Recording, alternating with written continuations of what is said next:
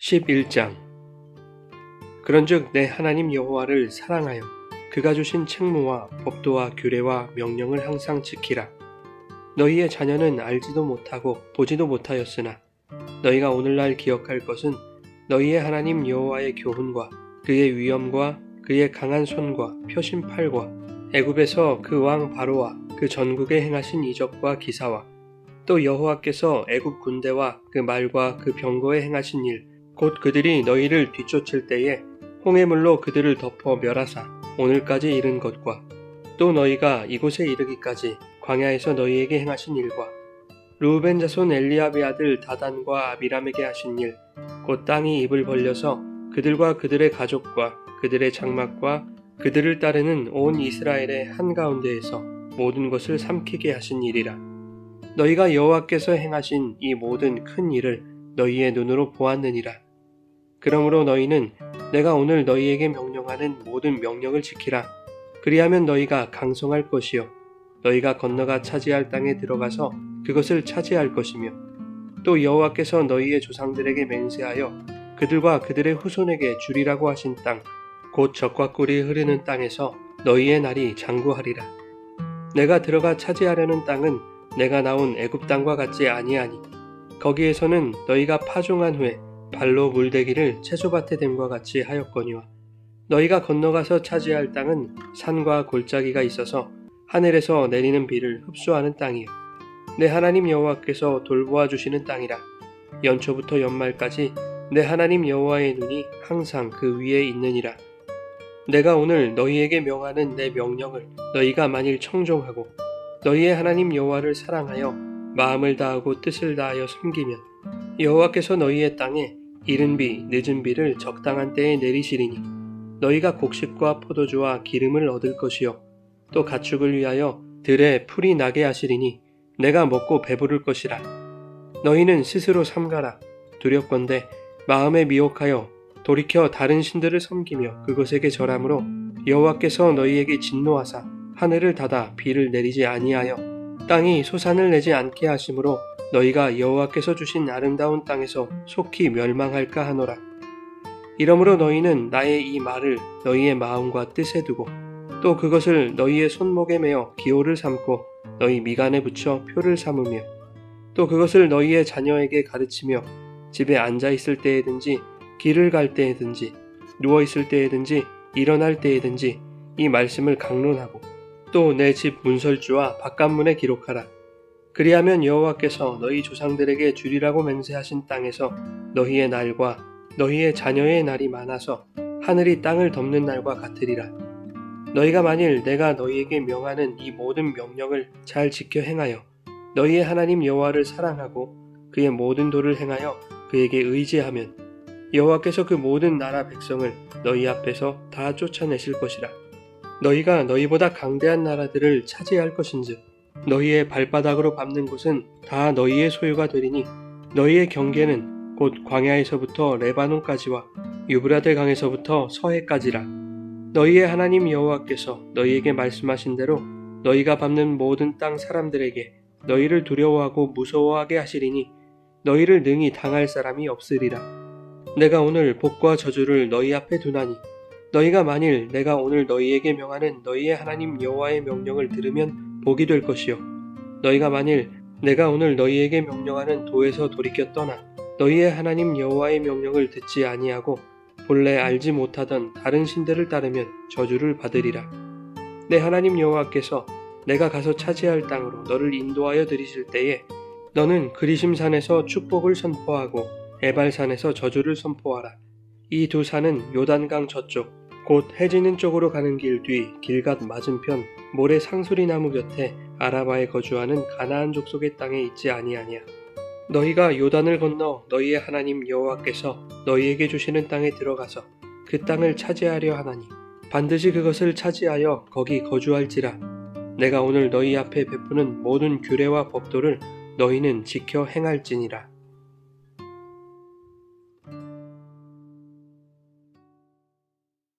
여러분 좋은 아침입니다. 오늘도 말씀의 은혜가 여러분의 삶에 풍성히 임하기를 소망합니다. 모세는 계속해서 설교를 이어갑니다.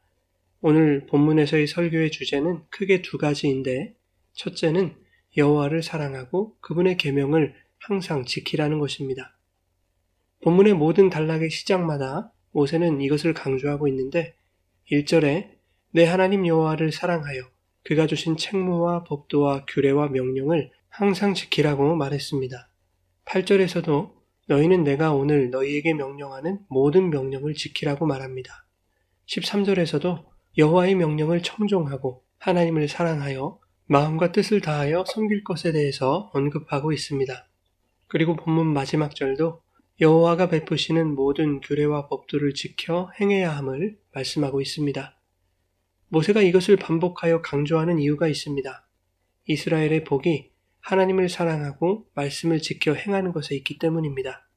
8절과 9절에는 그리하면 너희가 강성할 것이요 젖과 꿀이 흐르는 땅을 차지할 것이며 그 땅에서 너희의 날이 장구할 것이라고 말씀합니다. 27절에도 너희가 만일 오늘 너희에게 명하는 너희의 하나님 명령을 들으면 복이 될 것이다 라고 말씀하죠. 반대로 17절에는 여호와의 명령대로 행하지 않고 다른 신들을 섬기며 절하면 하나님의 진노로 말미암아 이스라엘이 가나안 땅에서 속히 멸망할 수 있다고 경고하고 있습니다. 그렇기에 이스라엘은 하나님의 크신 능력이 그들을 어떻게 인도하였고 그것이 그들에게 어떠한 의미인지 또한 인간이 하나님을 반역한 결과가 어떠했는지를 기억함으로써 왜 하나님만을 사랑하고 섬겨야 하는지를 깨닫게 되는 것입니다. 아울러 이것을 후대에게 전하고 가르치는 것은 사명과도 같은 중요한 일인 것이죠. 그래서 이 설교의 두 번째 주제가 여호와의 위엄과 크신 능력을 가르치라는 것입니다. 그것이 2절부터 7절까지의 내용이죠. 하나님이 애굽과 바로에게 이적과 재앙을 내리셨을 당시에는 지금 모세의 설교를 듣고 있는 자들이 너무 어렵거나 아직 태어나지 않았을 것이기 때문에 애굽에 내리신 10가지 재앙과 홍해물로 애굽 군대를 덮어 멸하신 사건을 경험하고 기억하는 세대가 그 모든 역사를 후대에게 힘써 가르쳐야 한다는 것입니다. 그런데 애굽의 재앙과 홍해 사건은 애굽에게 있어서는 재앙과 심판이었지만 이스라엘에게 있어서는 하나님의 강한 손과 펴신 팔로 애굽으로부터 구원하신 은혜의 사건이었음을 가르쳐야 한다는 것이죠. 이어서 모세는 6절에 다단과 아비람에게 행하신 일에 대해서 상기시킵니다. 이것은 고라 자손의 반역을 말하는 것인데 고라를 중심으로 한 무리가 당을 지어서 모세와 아론의 정치적 지도력과 영적 권위에 대적한 사건이죠. 반역의 주동자였던 고라는 아론의 대제사장직을 탐하였고 르우벤 지파인 다단과 아비람은 자신들의 장자 지파로서의 입지를 확립하여 모세의 정치적 지도력을 가져오려고 했던 것입니다. 이것은 단순히 모세와 아론에 대한 도전이 아니라 그들을 세우신 하나님의 권위에 대한 도전이요 반역이었던 것이죠. 이 사건으로 하나님은 크게 진노하셨습니다. 땅이 갈라져서 고라 일당과 그들의 가족, 그들의 모든 소유를 삼켰고 성막으로부터 여호와의 불이 나와서 고라의 반역에 가담한 250명은 불에 타서 죽게 되었습니다. 모세는 이 모든 사건을 목격한 이스라엘의 윗세대가 그들의 기억을 확고히 하여 자녀 세대에게 하나님의 크신 권능과 두려움을 가르쳐야 한다고 말하고 있는 것입니다. 이렇게 하나님의 규례와 법도와 명령을 항상 지키고 여호와가 행하신 일과 그분의 능력을 후대에게 가르쳐야 하는 이유를 8절부터 25절까지 설명하고 있는데 그리해야만 조상들에게 맹세하신 젖과 꿀이 흐르는 땅을 차지하여 거기서 너희의 날이 장구할 것이기 때문이라는 것입니다. 즉 가나안 땅에서 복을 누리는 것이 걸려있기 때문이죠. 10절과 11절은 애굽 땅과 가나안 땅을 비교하고 있습니다. 10절에서는 이스라엘이 애굽 땅에서 파종한 후에 발로 물대기를 채소밭에 대는 것 같이 하였다라고 말하고 있죠. 애굽은 농사를 지을 때 주로 나일강의 풍부한 물을 이용했습니다.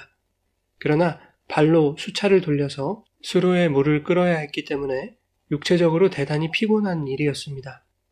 물은 풍부했지만 수고와 고난이 요구되었던 땅이 바로 애굽이었던 것이죠. 그러나 11절에 가나안은 하늘에서 내리는 비를 흡수하는 땅이다 라고 말합니다. 언뜻 보기에는 가나안이 더 풍부하고 비옥한 땅이라고 말하는 것 같습니다. 그러나 사실 비를 흡수하는 땅이라는 이 말은 확보된 물도 관계시설도 없는 빗물에만 의존할 수밖에 없는 천수답과 같은 땅이라는 뜻입니다. 비가 내리지 않으면 농사를 지을 수 없는 땅인 것이죠. 객관적인 사실로만 본다면 가나안은 애굽에 비할 수 없는 척박한 땅이었던 것입니다. 그러나 12절에는 가나안 땅을 하나님이 돌보아 주시는 땅이라고 말하죠. 또한 여호와의 눈이 항상 그 위에 있다고 말합니다. 14절에서는 여호와께서 그 땅에 이른 비와 늦은 비를 적당한 때에 내리실 것이며 너희가 곡식과 포도주와 기름을 얻을 것이다 라고 말씀합니다. 가나안 땅은 발로 수차를 돌려가며 논밭에 물을 댈 필요가 없는 땅입니다. 가나안에는 나일강이 없기 때문에 수차를 돌리는 수고와 노력은 무의미한 일이죠. 인간의 수고 없이, 즉 인간의 공로 없이 하늘에서 물이 내려오는 땅, 그 땅이 젖과 꿀이 흐르는 가나안 땅입니다. 물이 필요한 때를 인간이 정할 수도 없고 그럴 필요도 없는, 그러나 하나님이 정하신 적당한 때에 이른 비와 늦은 비를 내리셔서 풍성하게 하시는 땅이 가나안 땅이죠. 오늘 본문은 하나님의 위대한 능력과 그가 행하신 일들을 기억하고 마음과 뜻을 다하여 여호와를 사랑하며 그분의 명령과 말씀을 청종하는 자들이 가나안 땅의 풍성함과 배부름을 누릴 수 있을 것이라고 말씀하고 있습니다. 여러분, 이 세상은 광야의 현장이기도 하지만 동시에 예수께서 복음으로 오신 천국, 즉 영적 가나안 땅이기도 합니다. 성도는 이 땅에서도 영적 가나안을 살아가고 있는 것이죠. 이 영적 가나안 땅에서 우리가 하나님의 풍성한 복을 누릴 수 있는 비결은 13절 말씀처럼 우리에게 명하시는 말씀을 청종하고 마음과 뜻을 다하여 하나님을 섬기고 사랑하는 것입니다. 하나님은 그들에게 이른 비와 늦은 비를 적당한 때에 내리실 것입니다. 성도의 삶은 천수답과 같습니다. 내가 노력한다고 물을 얻을 수 없는 것이죠. 하늘의 물을 사모하며 비가 내리기를 기다리는 수밖에 없습니다. 하나님의 은혜는 인간의 공로에 의해 주어지는 것이 아니라 인간의 공로가 필요 없고 인간의 공로가 의미 없는 그 자리에서 하나님의 때와 하나님의 방법으로 내려주시는 모든 것이 은혜입니다. 천수답은 한 번 내린 비로 풍성한 소출을 이어갈 수 없습니다. 때마다 적당한 비가 필요한 것이죠.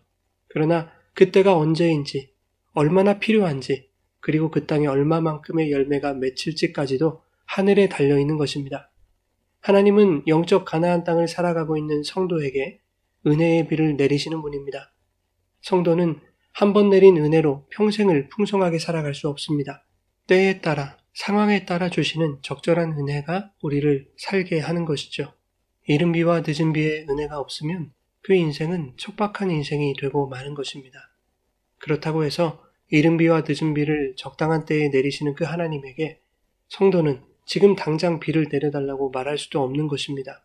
비를 내리는 것은 하늘에 달려있기 때문이죠. 사랑하는 여러분, 성도의 모든 것이 주님께 달려 있습니다. 우리가 주님을 사랑하고 그분의 말씀대로 살기를 즐거워한다면 시냇가에 심은 나무가 철을 따라 열매를 맺고 그 잎사귀가 마르지 아니함 같이 우리의 삶을 풍성하고 형통한 인생으로 인도해 주실 것입니다.